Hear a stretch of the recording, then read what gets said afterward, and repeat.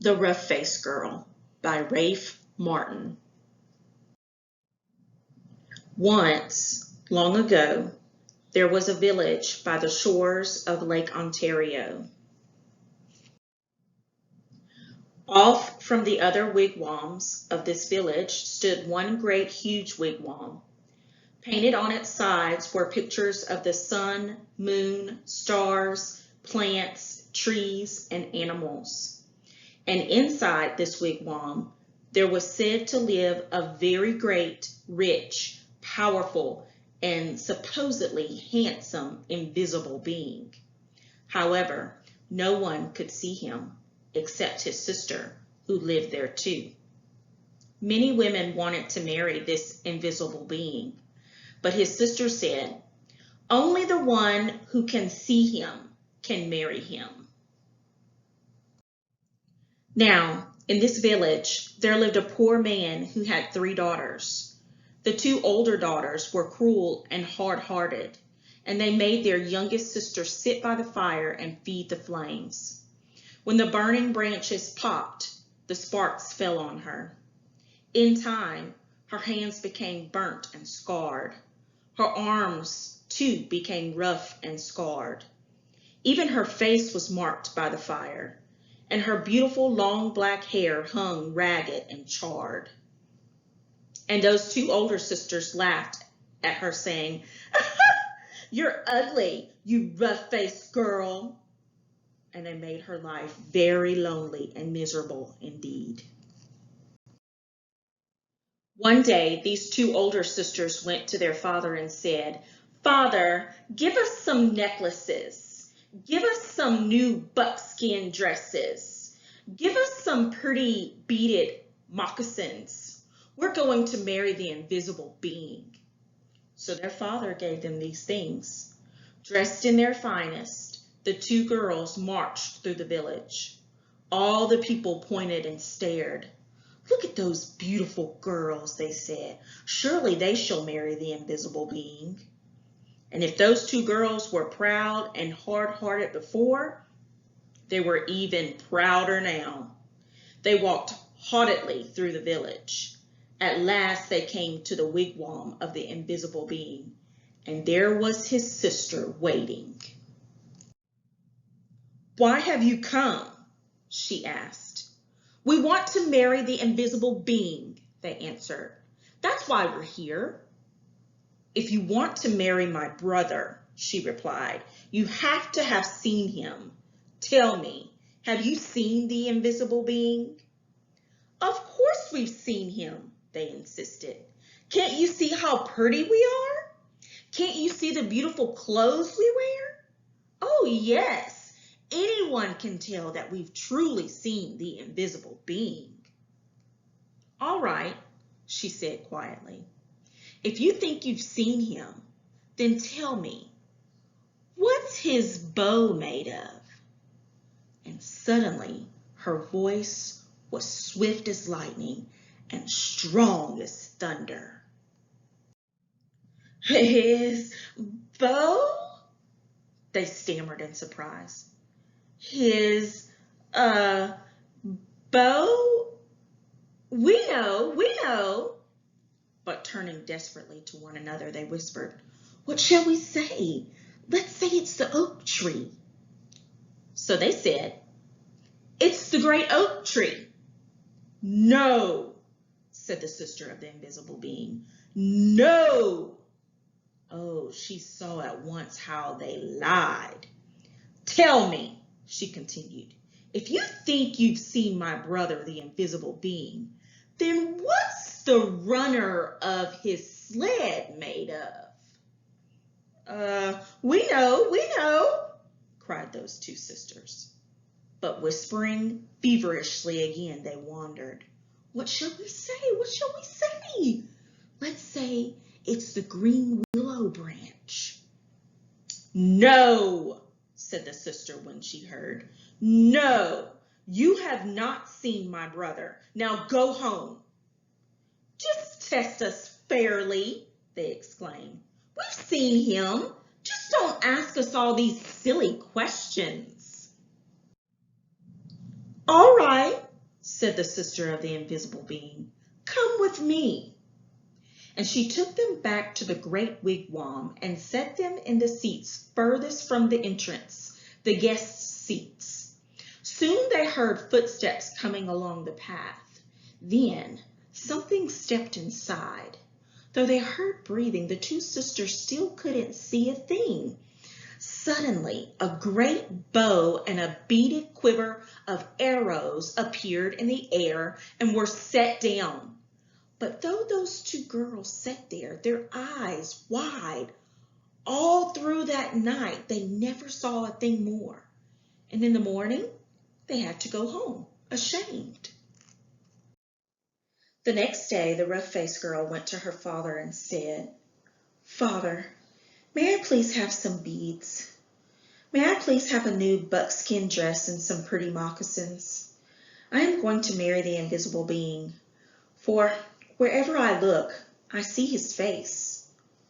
But her father sighed. Daughter, he said, I'm sorry.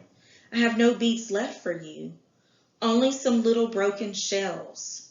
I have no buckskin dress, and as for moccasins, all I have left are my own old, worn, cracked, and stretched out pair from last year. And they're much too big. But she said, whatever you can spare, I can use. So he gave her those things. Then she found dried reeds, and taking the little broken shells, she strung a necklace. She stripped birch bark from the dried trees and made a cap, a dress, and leggings. Then, with a sharp piece of bone, she carved in the bark pictures of the sun, moon, stars, plants, trees, and animals. She went down to the lake shore and soaked the moccasins in the water until they grew soft. Then she molded them to her feet. But they were still too big, and they flapped like ducks' feet as she walked. Then all of the people came out of their wigwams. They pointed and stared. Look at that ugly girl, they laughed. Look at her strange clothes. Hey, hey, hey, go home, you ugly girl. You'll never marry the invisible being. But the rough-faced girl had faith in herself, and she had courage. She didn't turn back. She just kept walking right through the village. As she walked on, she saw the great beauty of the earth and skies spreading before her. And truly, she alone, of all in that village, saw in these things the sweet yet awesome face of the invisible being. At last, she came to the lake shore just as the sun was sinking behind the hills, and the many stars came glittering out like a fiery veil in the darkening sky overhead. And there, standing by the water's edge, was the sister of the invisible being waiting. Now, the sister of the invisible being was a wise woman. When she looked at you, she didn't see just your face or your hair or clothes. No. When she looked at you, she would look you right in the eyes, and she could see all the way down to your heart. And she could tell if you had a good, kind heart or a cold, hard, and cruel one. And when she looked at the rough-faced girl, she saw at once that though her skin was scarred, her hair burnt, her clothes strange, she had a beautiful, kind heart. And so she welcomed her dearly, saying, "Ah, my sister, why have you come?" And the rough-faced girl replied, "I have come to marry the invisible being." "Ah," said the sister very gently now, "if you want to marry him, you have to have seen him. Tell me, have you seen my brother, the invisible being?" And the rough-faced girl said, "Yes." "All right then," said the sister. "If you have seen him, tell me, what's his bow made of?"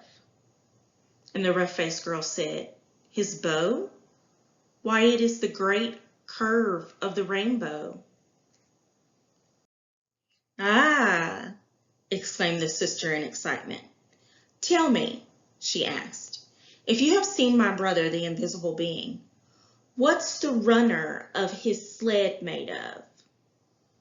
And the rough-faced girl, looking up into the night sky, said, "The runner of his sled? Why, it is the spirit road, the Milky Way of stars that spreads across the sky." "Ah!" cried the sister in wonder and delight. "You have seen him. Come with me." And taking the rough-faced girl by the hand, she led her back to the great wigwam and set her in the seat next to the entrance, the wife's seat. Then they heard footsteps coming along the path, closer and closer. The entrance flap of the wigwam lifted up, and in stepped the invisible being. And when he saw her sitting there, he said, "At last we have been found out." Then, smiling kindly, he added, "And oh, my sister, but she is beautiful." And his sister said, "Yes."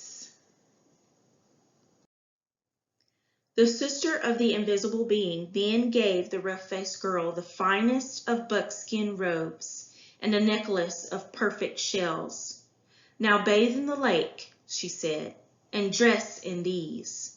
So the rough-faced girl bathed in the waters of the lake. Suddenly all the scars vanished from her body. Her skin grew smooth again, and her beautiful black hair grew in long and glossy as a raven's wing. Now anyone could see that she was indeed beautiful.